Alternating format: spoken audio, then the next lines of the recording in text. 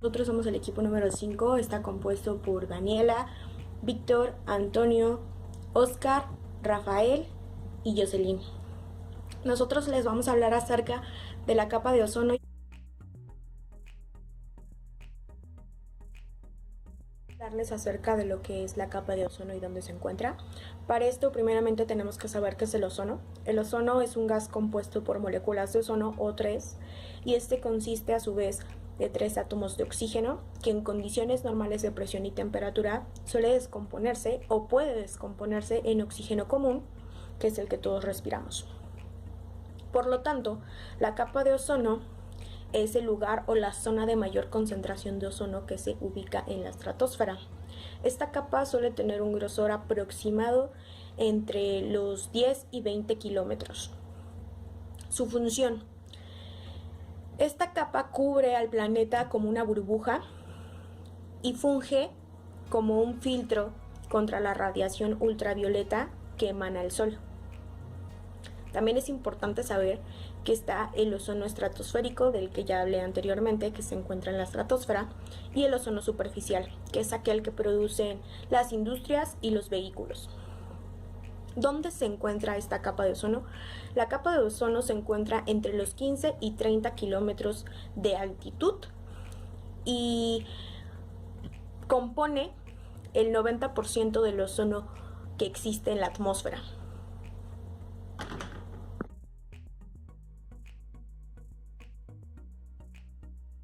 Monserrat González López y a continuación les hablaré un poco sobre el surgimiento de los convenios.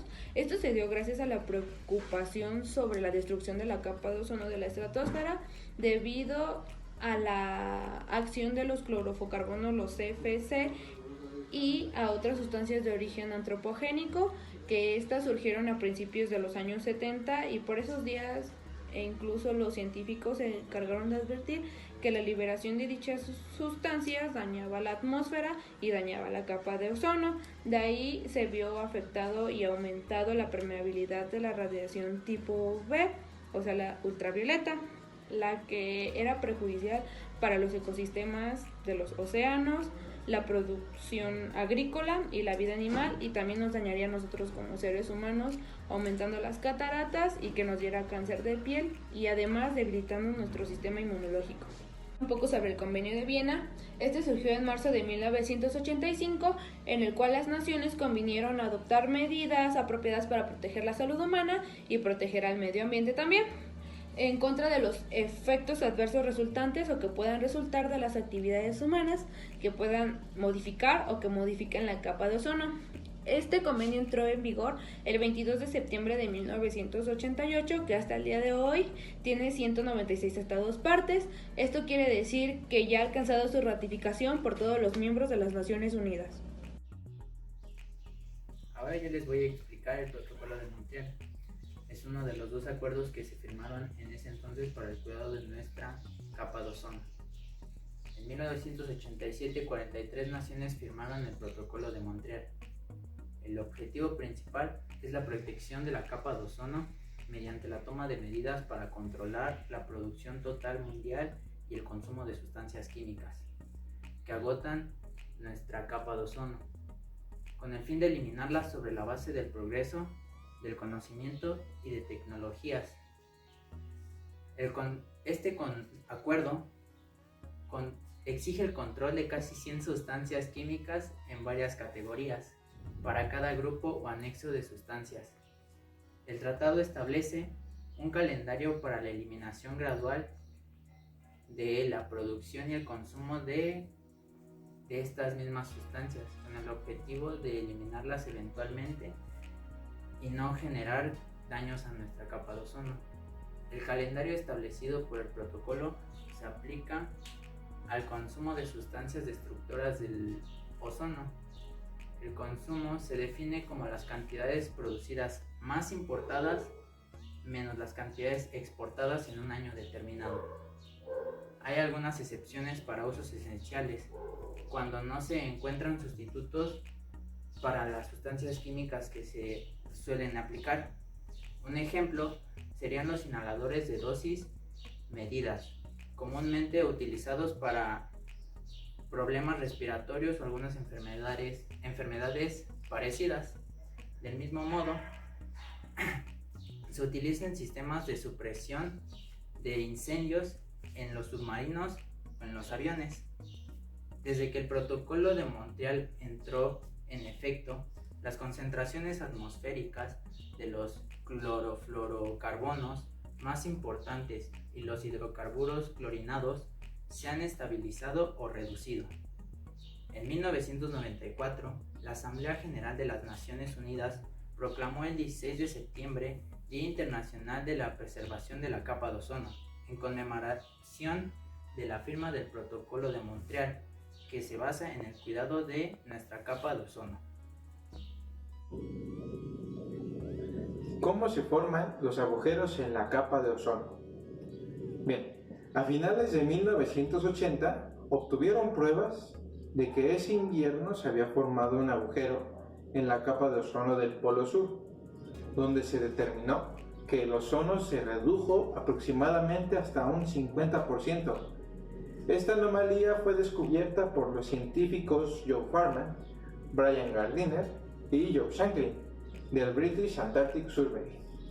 Aquí podemos observar una imagen del agujero en el año 1979 y acá abajo podemos observar el mismo agujero en el 2015. Como se observa, aquí es más grande.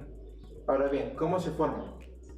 Para esto se requiere una gran cantidad de gases de halógeno, como lo son el flúor, yodo, bromo y cloro, además de unas temperaturas muy bajas de aproximadamente menos 83 grados centígrados.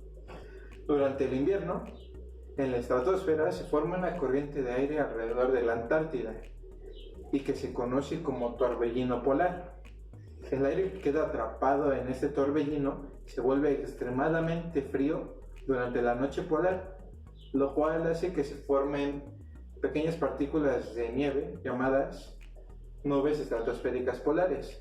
Estas son muy distintivas por sus llamativos colores pastel y se forman a una altura de entre 15 kilómetros y 30 kilómetros. Aquí las pueden observar. ¿Qué sustancias destruyen la capa de ozono? Algunos procesos industriales y productos de consumo de uso cotidiano emiten sustancias halogenadas que contienen átomos de cloro y bromo, que agotan la capa de ozono. En cambio, el flúor y el yodo, aunque son átomos de halógeno, no destruyen el ozono, porque estos se eliminan en su mayor parte en la troposfera por procesos naturales. Estos gases llegan gracias a los movimientos del aire, en su defecto por el vórtice polar. Entonces, cuando ya se encuentran en la estratosfera, los cristales de las nubes estratosféricas polares funcionan como catalizadores para dichos gases. Entonces, a finales del invierno e inicios de la primavera, los gases que se encuentran en las nubes, tales como el monóxido de cloro y el monóxido de bromo, así como los átomos de cloro y bromo, sufren rápidamente conversiones químicas gracias a la radiación solar ultravioleta, reaccionando con el ozono, destruyéndolo. A esto se le conoce como agotamiento de la capa de ozono. Aquí podemos observar cómo reaccionan el cloro y el monóxido de cloro, destruyendo el ozono, ya que no se conserva su composición química. El equilibrio dinámico del ozono. El ozono se produce mediante la siguiente reacción. Es decir, el oxígeno molecular que se encuentra en las capas altas de la atmósfera es bombardeado por la radiación solar. Del amplio espectro de radiación incidente, una determinada fracción de fotones cumple los requisitos energéticos necesarios para catalizar la rotura del doble enlace de los átomos de oxígeno de la molécula de oxígeno molecular. Posteriormente, la radiación solar convierte una molécula de ozono en una de oxígeno biatómico y un átomo de oxígeno sin enlazar.